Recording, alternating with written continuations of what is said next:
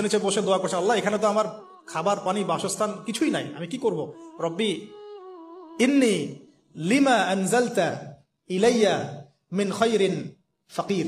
রব্বি ইন্নি লিমা আনজালতা ইলাইয়া মিন খায়রিন ফাকির। আবার বলেন, রব্বি ইন্নি লিমা আনজালতা ইলাইয়া মিন খায়রিন ফাকির। অর্থ হচ্ছে, হে আল্লাহ, তুমি তোমার পক্ষ থেকে আমার উপরে যে নিয়ামতগুলো দিবে, আমি এর জন্য ফকির হয়ে বসে আছি। আল্লাহ অর্থ বুঝে পড়বেন ভাই। নামাজ, রোজা, হজ, যাকাত যাই করেন আল্লাহর ওয়াস্তে অর্থ বুঝে পড়বেন।